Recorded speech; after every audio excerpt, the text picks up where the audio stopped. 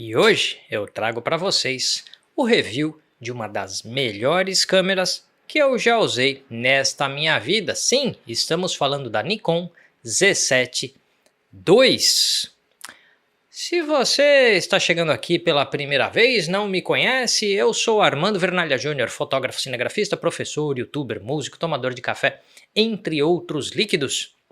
E o vídeo de hoje tem apoio dos meus amigos da loja Portsar, porque eles emprestaram esta maravilhosa Nikon Z7 para os trabalhos deste vídeo. Você que já acompanha o canal há mais tempo viu alguns vídeos gravados com ela, porque a gente pôs a Z7 para trabalhar também em vídeo. Então tem vídeos anteriores aqui no canal, aquele vídeo, será que eu vou virar um Nikonzeiro?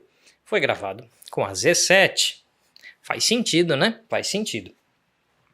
Então, se você está procurando equipamentos novos ou usados, com garantia, procedência, porque em equipamento usado ter garantia e procedência é muito importante, fala com o pessoal da Portsar, também equipamentos novos com garantia e procedência. Todas as marcas, então você encontra lá Nikon, Canon, Sony, Fuji, acessórios, flashes, tripés, cartões de memória, filtros, enfim, tudo o que você precisar de equipamentos novos ou usados, fala com o pessoal da loja Portsar. E se você precisa de assistência técnica para o seu equipamento fotográfico, fala com o pessoal da assistência Portsar. Os dados deles estão aparecendo aqui na tela e também estão na descrição desse vídeo. Se de repente você entrar no site da Portsar e não achar o equipamento que você está procurando, não desiste não, entre em contato com eles através do WhatsApp, do telefone, porque de repente tem itens que já chegaram lá, mas ainda não atualizou o site, ou eles podem fazer uma encomenda num preço bacana e tudo com garantia e procedência para você. Então fala lá com o pessoal da Portsar, pode falar que eu indiquei, o atendimento deles é campeão.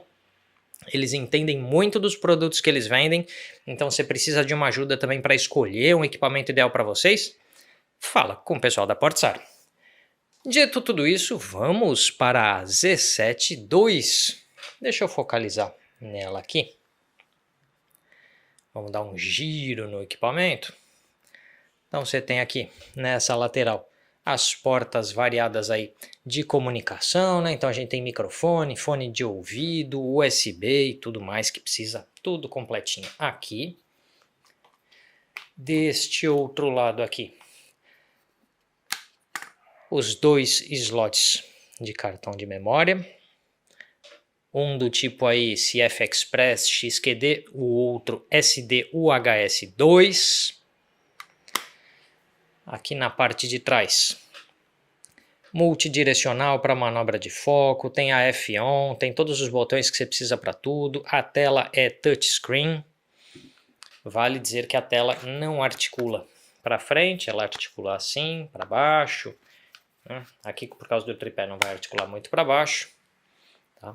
Mas não articula para frente. Então se você precisa do recurso da tela virada para você, isso pode ser um incômodo. Aqui na frente botão, né, para soltar a lente e também algumas teclas customizáveis que ela tem do lado de cá, entre a lente e o punho, ela tem botões aqui customizáveis. Então tem acesso a tudo muito fácil. Se a gente olha a parte de cima dela, tem aqui uma telinha LCD que facilita, mais botões. A ergonomia dessa câmera, que é a primeira coisa que a gente pode falar, é muito boa. É costumeiro que a Nikon tenha uma ergonomia boa, bem pensada, porque tem muita tradição já há muito tempo de mercado. Voltou o foco já aqui para mim. Então a ergonomia da Nikon é muito boa. Aqui ela está montada, tá, com a 2470 F4S. A gente vai falar mais da lente aí mais perto do final do vídeo. Então assim, gente, vamos começar por, depois dessa breve apresentação da câmera, o que é, né? O que é a Z7 II? Ela é uma mirrorless full frame, então mirrorless, portanto uma câmera sem espelho. Tiramos a lente aqui, a gente tem o sensor diretamente. Não deixo muito tempo sem a lente porque tem uma galera aí que tem aflição, é justo. E então é uma mirrorless, uma câmera sem espelho que descende diretamente das evoluções tecnológicas que chegaram lá com a D850, uma DSLR, o sensor de captura de imagens de 45 megapixels que ela carrega aqui dentro é derivado do sensor que estava na D850, é um sensor de 45,7 megapixels com tecnologia BSI, o Backside Illuminated. BSI, para não complicar demais, só significa que o desempenho de ISO, a relação sinal-ruído do equipamento é um pouquinho melhor do que um sensor do tipo tradicional, e sendo um pouquinho melhor a relação sinal-ruído, você tem um nível de ruído de imagem um tiquinho mais baixo. Não é uma grande diferença, é um pouquinho de diferença.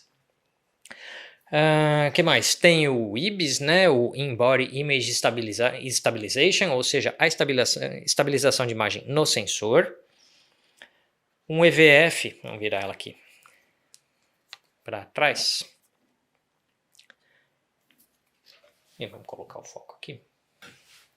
O EVF dela com 3,6 milhões de pontos, o LCD com 2,1 milhões de pontos e touchscreen. Em caso de vídeo, ela é capaz de gravações 4K até 60 quadros por segundo, Full HD até 120 quadros por segundo, gravação em 10 bits para gravador externo, internamente 8 bits, então se você vai usar 10 bits e o N-Log, a gravação em log da Nikon, você usa gravador externo. Para gravação interna, ela é 8 bits, o perfil flat dela é bastante bom, então dá para em muitas situações usar o perfil flat 8 bits e não depender aí de um gravador externo para gravação em 10 bits. Não é todo mundo que precisa de gravação em 10 bits, não é todo mundo que precisa de gravação em log. Conforme o trabalho, às vezes isso só vai gerar mais tempo de pós-produção, então a gente tem que saber escolher que recursos nós vamos usar em cada trabalho.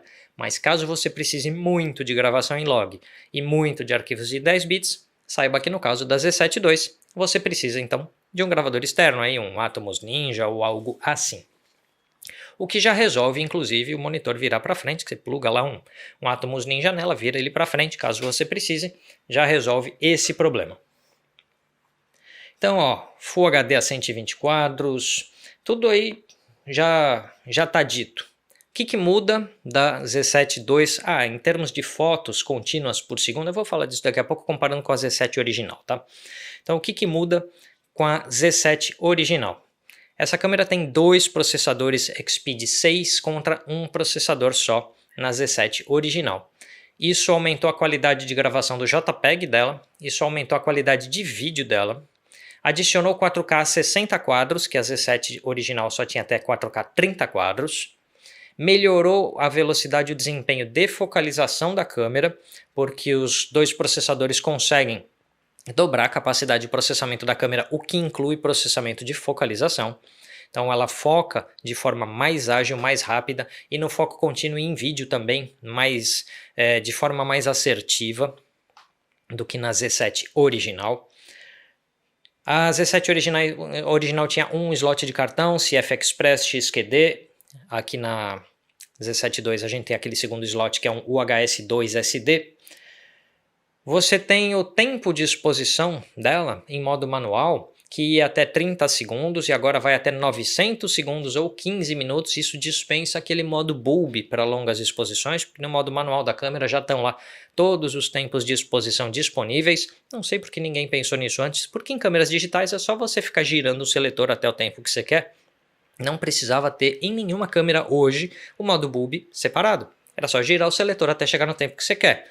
E a Nikon percebeu isso e implementou na Z6 II e na Z7 II também. Velocidade de fotos contínuas está em 10 fotos por segundo contra 9 fotos por segundo da Z7 original e numa quantidade maior de arquivos de até 77 arquivos RAW contra 23 originais. Lembrando que são arquivos de 45 megapixels, são arquivos bem grandes.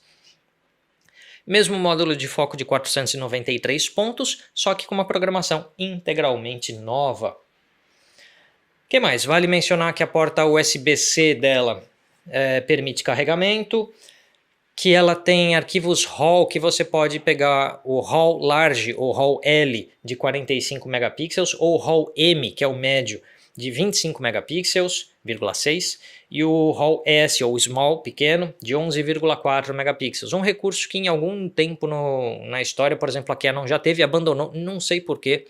a Nikon mantém essa ideia de hall de resoluções diferentes. O que é bom, porque assim, quando você vai fotografar uma grande paisagem, um objetivo de fine art, algo assim, produto em estúdio, que você quer o máximo da resolução, você tem. Mas você vai clicar um evento que não precisa de 45 megapixels, você baixa ela para os 25 megapixels e tem arquivos mais leves com um fluxo de trabalho muito facilitado.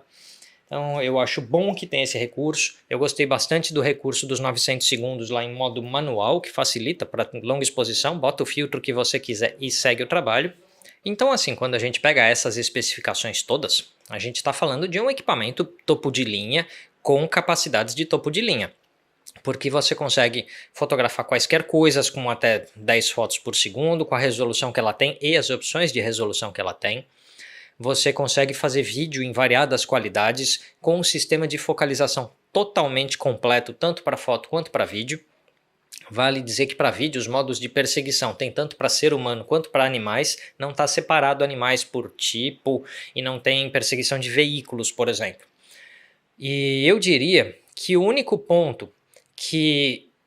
únicos dois pontos que essa câmera talvez não seja totalmente adequada é para quem for fotografar esportes, que aí é muita velocidade e agilidade, e nesse sentido talvez o autofoco dela não seja tão rápido quanto o da Z8 ou da Z9, que são as câmeras da Nikon para esportes. E o fato do monitor articulado não articular para frente de alguma maneira, o que para quem é criador de conteúdo é útil. Eu estou agora gravando com a Canon R7, que o monitor está virado para mim, então eu dispenso um monitor externo por ele ter essa condição de articulação. Então, tirando a criação de conteúdo, em que o monitor articular é bom, e tirando esportes em que talvez uma agilidade ainda maior do sistema de autofoco seria desejável, todo o resto, retratos, produtos em estúdio, fotografia de arquitetura, fine art, grandes paisagens urbanas ou naturais, eventos dos mais variados, tudo isso, shows, enfim, todos os campos que você consiga imaginar da fotografia, a Z7 II dá conta do recado. O corpo dela tem proteção contra poeira e umidade, o mesmo vale para esta lente que está aqui. E esse é um bom resumo desse equipamento até aqui. Vamos ver algumas fotos. E estamos aqui com as imagens da Nikon Z7 II, começando com esta foto do adaptador, o FTZ2, que caso você tenha lentes de DSLR Nikon, para utilizá-las numa mirrorless da Nikon, é recomendável a utilização do adaptador, aí, o FTZ2.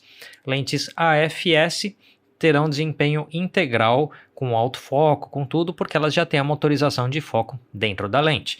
As lentes AF, que dependem da motorização de foco no corpo da câmera, funcionarão como focalização manual. No mais, elas têm todas as funções preservadas, apenas o autofoco que deixa de operar e passa a ser uma focalização manual. Lentes que sejam DX serão identificadas automaticamente e a câmera passa a operar no modo crop, no modo cortado, o modo DX. Lentes full frame funcionam normalmente, sem nenhuma alteração do seu comprimento focal, do seu enquadramento e assim por diante. Então, lentes full frame, sem nenhum corte na Z7 II, lentes APS-C, que são as DX, aí utiliza-se o corte de 1,5. Vamos dar uma olhada em algumas imagens aqui.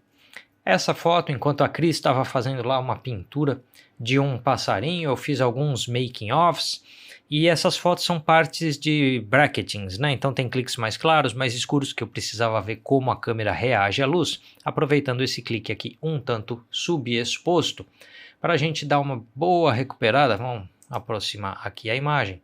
Então tem muita nitidez, vamos recuperar bastante luminosidade, até o histograma está mais próximo aqui do que seria um histograma correto para uma foto com papel que é quase branco. Vou dar uma boa recuperada aqui, 1,5 ponto de exposição pelo menos. E a gente não tem um grande problema de ruído de imagem nas sombras. Tem algum, né? Se observa, como sempre, qualquer clareamento de sombras revela algum ruído, mas muito pouco, muito discreto. E o detalhe captado é realmente muito bom. Não se espera algo diferente dos 45 megapixels que essa câmera é capaz de captar. Todas as fotos que vocês vão ver foram clicadas com a 2470, neste caso aqui em 70mm, que nos meus testes se revelou o comprimento menos brilhante, menos excelente dessa lente. Ela se mostrou muito boa em 24, 35mm, uma ligeira caída em 50mm e mais uma ligeira caída para 70mm. Mas ainda assim dá para dizer que é uma lente muito boa em todos os comprimentos. Em 24, 28, 35 ela é excelente. Depois dos 35 ela segue muito boa. Vamos dar uma olhada nesta outra foto aqui para mostrar para vocês que quando o modo DX da câmera está habilitado, né, então o fator de corte vai estar habilitado, aqui estamos em 70mm, que vai ser aplicado um fator de corte de 1,5 e ainda nos sobra um arquivo de 19,5 megapixels, então sobra um arquivo muito grande ainda nessa câmera, o que potencializa bastante o uso de teles, né? Você vai usar uma 70-200, vai usar uma 100 a 400mm, você tem como acionar o modo DX, aproveitando esse fator de corte, sem gerar um arquivo muito pequeno, né? Um arquivo então de quase 20 megapixels, se a gente olhar aqui, a gente pega ainda muito detalhe, muita informação, muita qualidade de imagem no modo DX dessa câmera. Isso eu gostei bastante, ou seja, a Z7 II, assim como era a Z7 também, assim como a D850, são câmeras full frames que você tem uma APS-C embutida dentro dela, de certa forma. Vamos dar uma olhada aqui em 24mm f11, ou seja, no auge da nitidez possível da lente, né, que f11 geralmente é aquela abertura que é o máximo de qualidade de qualquer lente. Vamos dar uma recuperada aqui, a Nikon é muito famosa pela sua qualidade de recuperação de sombras, então vamos dar uma recuperada nas sombras dessa foto, levar a exposição dela até um pouco mais clara, sem exagerar, sem fazer um negócio cafona. Vamos lá, então essa exposição agora está bem clara, mas sem sobreexposição, nada estourando aqui, né, nas nuvens. Vamos olhar bem de perto, a gente tem as correções de lente estão desligadas, tá bom? Em todas as fotos aqui, correções desligadas.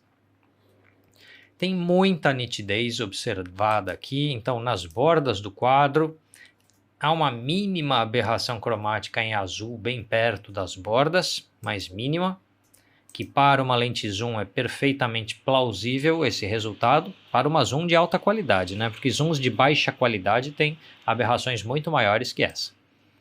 E o centro de quadro, exemplar. A gente tem uma pequena queda na borda com a presença dessa aberração, que não é vista no centro do quadro.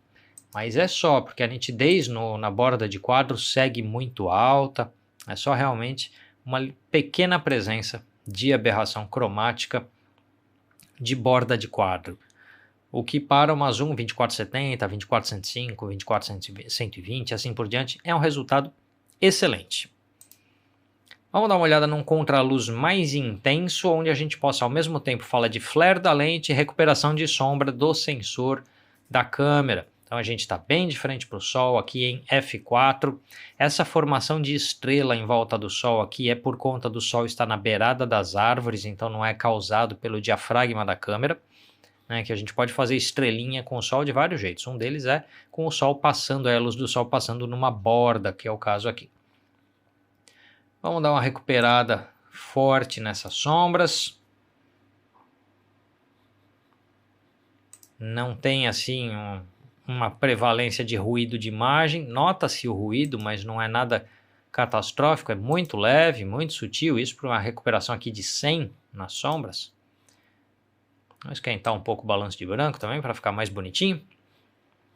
Então, e a lente nessa posição que é muito difícil, eu estava sem o parasol da lente aqui, eu tinha o parasol comigo, mas eu optei por não colocá-lo para ver o resultado que a gente ia ter numa luz bem lateral dessa, o flare que ia ter. Lógico que tem um tanto de flare, tem aqui a presença, né, desse fantasminha verde aqui, o que é, eu acredito, eu chamaria de dentro da normalidade de uma 24mm com o Sol nessa posição. O parasol já daria uma reduzida nisso aqui, porque nesse ângulo que está batendo o parasol já daria uma pequena protegida no elemento frontal da lente. Mas, se a gente olha ali áreas atingidas pelo flare do sol, tem uma redução de contraste, que é natural, do contraluz, do flare de contraluz que forma essa névoa. E aqui nessa área não há uma perda de nitidez, de nada nesse local onde o flare apareceu. Então, na verdade, a gente conseguiria selecionar essa área aqui e reduzir a saturação aí de verde, de cores que não pertencem, para dar uma sumida com esse flare aqui. Então, de forma geral, nitidez muito alta. A gente está em f4, que é a abertura máxima da lente, então mesmo no canto do quadro a gente ainda tem uma nitidez bastante boa. No centro do quadro a gente tem uma nitidez exemplar. Então essa lente muito boa em 24mm, em 35, mesmo aberta em f4. Notei aqui que a gente tem outro flarezinho aqui aparecendo, mas esse está super fácil de retirar daqui com tratamento. Desempenho em termos de flare, achei interessante. Aqui em f9, então estamos no auge de nitidez em 24mm. Só para a gente falar de nitidez de canto de quadro com essa lente, muito alta. Você vê a textura do vidro aqui, é perceptível. Descascado na parede, tudo muito visível. E mais perto do centro de quadro, olha essa corrente aqui em todos os detalhes. A nitidez dessa lente em 24mm é muito boa. Aqui em 35mm, para a gente dar uma olhada, o canto de quadro está excelente. Em f8 estamos aqui. Centro de quadro também está excelente. E esses seriam aqueles comprimentos ideais dessa lente. Vamos dar uma olhada numa foto aqui usando o modo DX também. Então a gente está usando o corte da câmera, quer dizer, nessa aqui não tá, né? Tá quadro cheio aqui em 70mm, 45 megapixels. Olha a nitidez que a gente consegue nas penas desse pássaro. Há um pouco do moiré, que é aquela informação de pequenas manchas de cor. Quando você tem tecidos ou penas de pássaros provocam isso.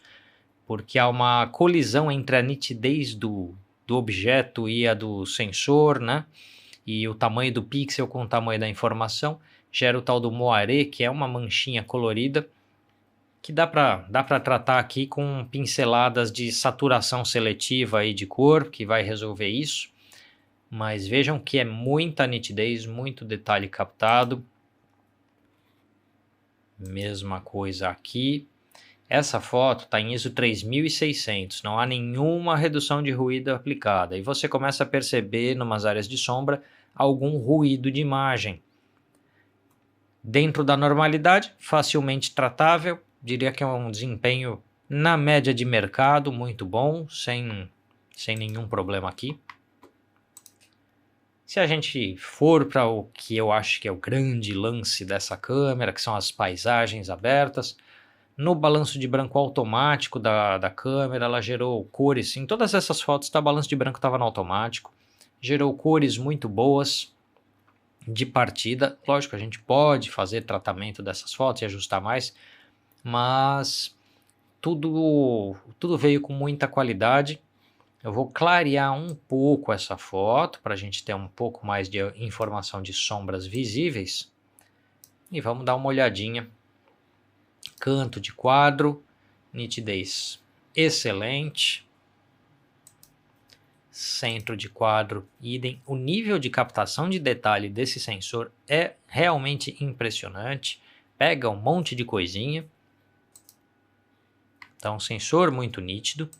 E aqui eu tenho umas fotos de um quero-quero que estava passeando ali, para colocar talvez a única observação do sistema de autofoco que eu consegui pegar nos meus testes, que eu diria que foi abaixo do excelente, é que usando o foco contínuo, área ampla, ou seja, toda a área estava disponível para os pontos de foco, para ela selecionar pontos de foco.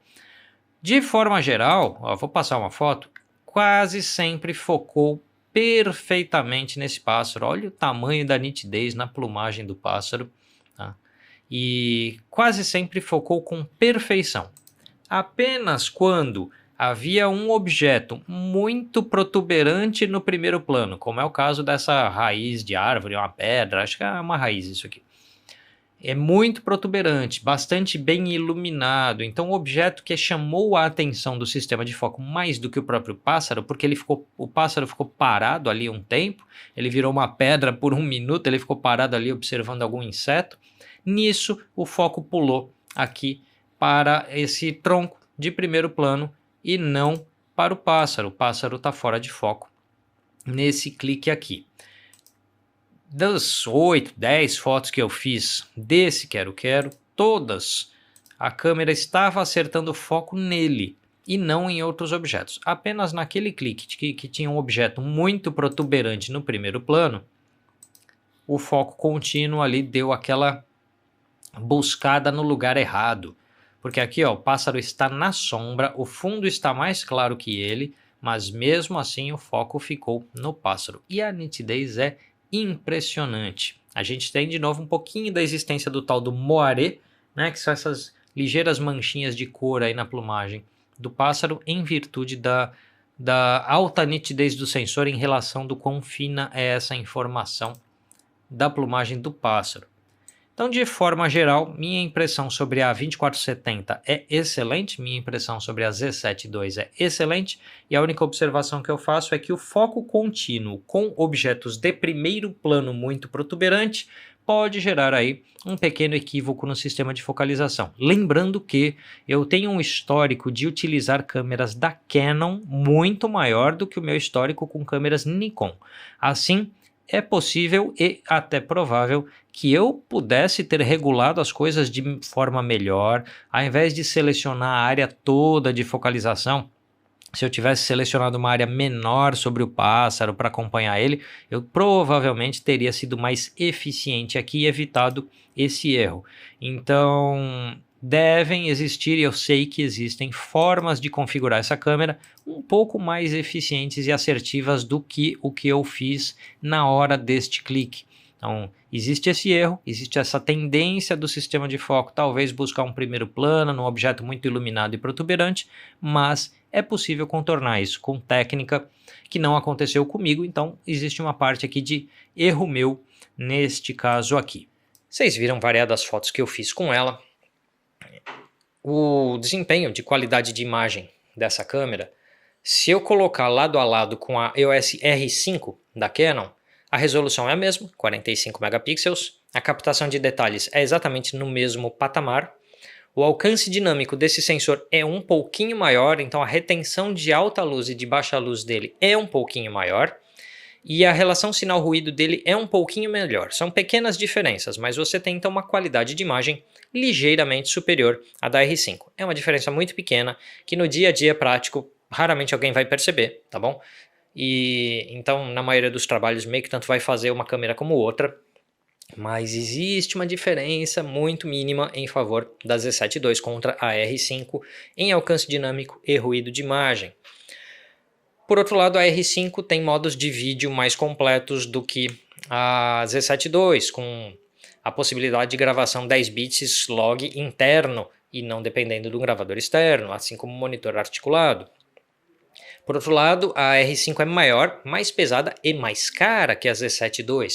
Então, quando a gente começa a olhar, são equipamentos com muita possibilidade de serem comparados, com recursos parecidos, mas apelando para públicos ligeiramente diferentes. Eu gosto de um equipamento menor e mais leve. Os recursos de vídeo que estão aqui são suficientes para mim, para o meu dia a dia.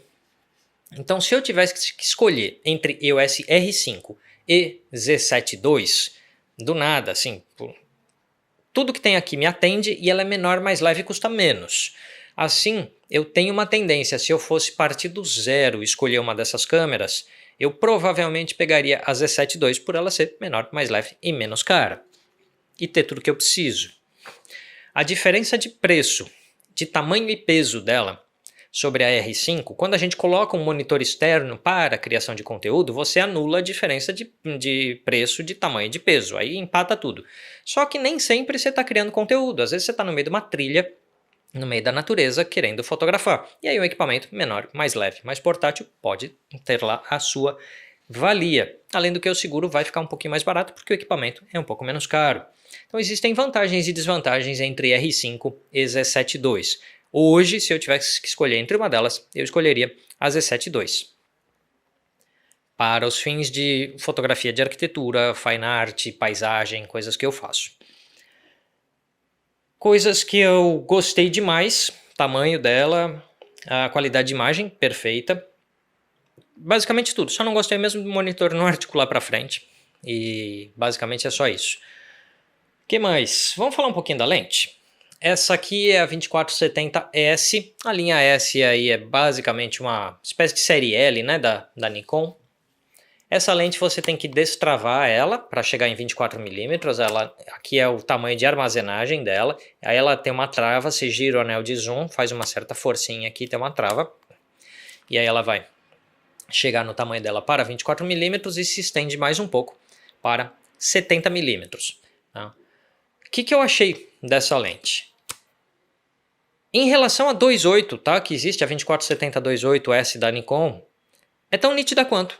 Basicamente tão nítida quanto. Lógico que se você colocar ela em f4 e a 2.8 em f4, aí a versão 2.8 ganha certa vantagem porque ela está fechando um ponto de diafragma e ganhando um pouco de nitidez. Mas de 5.6, 8 em diante, elas dão basicamente na mesma em qualidade de imagem, que é um patamar muito elevado. Só que essa aqui é menor, mais leve e custa metade ou um pouco menos da metade da versão 2.8 e equilibra em termos de tamanho e peso muito bem com o corpo aí da Z6 II, da Z7 II. Então eu gostei demais dessa lente, ela tem nitidez desde as bordas. Se a gente comparar com aquela 24-120 da Nikon, também da linha S, acontece uma certa perda de nitidez nas bordas da 24-120 ali de 50, 60 milímetros em diante. E essa aqui não, ela tem nitidez de centro até a borda, do 24 até o 70, desde pelo menos 5.6 de abertura, mas já é bastante nítida em f4. Então eu gostei demais dessa lente. Eu tenho dúvida se eu gostei desse mecanismo de trava, ele é um pouco duro. Eu não sei se com o tempo de muito uso, isso aqui vai ficando mais mole ou não sei dizer. Tá? Então talvez eu não tenha gostado tanto desse mecanismo de trava aqui. Mas o tamanho é compacto, a qualidade é altíssima e ela combina perfeitamente bem em termos de tamanho e peso com a Z7 II. Então, e com a Z6 II também. A Z6 II tem essas características que eu mencionei para vocês, ela tem o tempo de exposição até 900 segundos também, os dois slots de cartão. A Z6 II é bem parecida com a Z7 II, ainda mais barata e com 24 megapixels contra 45. E acho que o 4K é até 30 quadros na Z6 II. Não tem o 4K 60 quadros que tem aqui. Acho que eu falei de tudo aquilo que eu queria falar sobre a Z7 II. Eu decisivamente gostei dessa câmera. Eu venho falando aqui no canal que tem pessoas que estão querendo que eu vire Nikonzeiro. Uma dessas pessoas é o Luiz, lá meu amigo da loja Portsar, que emprestou isso aqui para mim, emprestou essa maravilha para fazer testes. E eu realmente gostei dessa câmera. Agora eu quero testar um tanto da Z6 II, que é ainda mais barata que ela, e quase com as mesmas qualidades de desempenho, para de repente escolher uma delas aqui para o nosso dia a dia do canal. Eu já falei que como produtor de conteúdo de YouTube e como professor de fotografia, é interessante que eu tenha não uma marca de equipamento, mas várias, porque sempre vou ter um aluno que tem uma marca diferente do equipamento que eu tenho, sempre vai ter alguém assistindo aí no YouTube que tem marcas diferentes de equipamento. Então, se eu puder ter os conhecimentos técnicos bem legais sobre Sony, Fuji, Pentax, Canon, Nikon, Leica, Hasselblad e assim por diante, seria ótimo. Olympus, Panasonic, que mais? Faltou aí mais alguma, mas vocês entenderam. Então seria ótimo. Financeiramente isso não é viável, mas eu já estou com a preparação toda para ter aqui comigo Canon e Nikon. E aí, quem sabe daqui mais um tempinho a gente adiciona uma terceira marca. Você tem alguma dúvida sobre a Z7 II? Coloca aí nos comentários. Tem alguma sugestão? Coloca aí nos comentários. Lembrando que esse vídeo chegou a vocês graças ao apoio do pessoal da loja Portsar e também da assistência técnica Portsar. Quando você for comprar seus equipamentos novos ou usados, faça uma cotação com eles. Dá uma ligada lá, manda WhatsApp ou vai na loja. Se você está em São Paulo e região que pode ir até a loja, vai na loja que eles têm um atendimento de balcão ali excelente. e podem tirar suas dúvidas sobre produtos e ajudar para que você tenha aí uma compra mais assertiva dos seus equipamentos.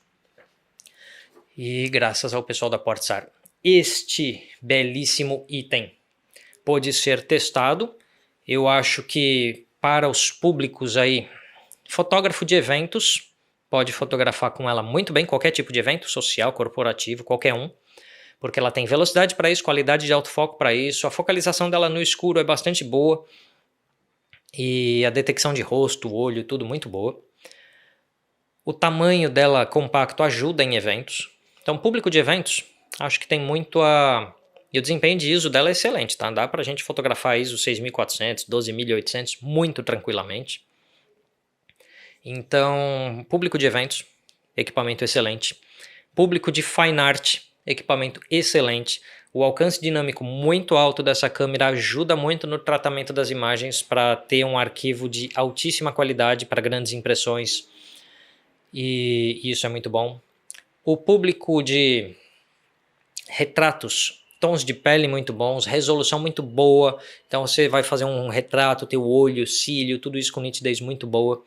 Vale dizer que essa lente aqui, ela tem uma aproximação, ela consegue focalização até 30 centímetros só, o que também ajuda nisso que eu estou falando de conseguir um bom close, tanto numa cobertura de evento, quanto num retrato, quanto numa fotografia de produto. E esses são aspectos destes produtos que agora eu estou com muita vontade de comprar. Dá uma ajuda aí, você pode se juntar ao Apoia-se, você pode comprar os meus cursos, você pode mandar um Pix e fazer parte aí desse financiamento coletivo para que mais equipamentos de mais marcas estejam disponíveis aqui no canal, para que a gente possa trazer o quê? Mais conteúdo para vocês. Eu estou já no planejamento de um item da Nikon. A gente está aqui com uma D750 da Nikon, com algumas lentes, estou produzindo alguns materiais e ainda vou negociar daqui a um tempo esses itens na troca, muito provavelmente ou de uma Z6 II ou de uma Z7 II, e depois adiante Fuji, quem sabe, Sony, quem sabe, opina aí nos comentários. Depois que eu já tenho Canon e já estou no planejamento de ter Nikon, já tenho Nikon aqui, agora só estou no planejamento de uma atualização em breve, qual seria a terceira marca interessante de ter aqui? Fuji ou Sony? Coloca aí a sua opinião. Dá uma chegada no meu site, conheça os meus cursos, dá uma chegada no site da Portsar e a gente se vê num próximo vídeo. Até mais!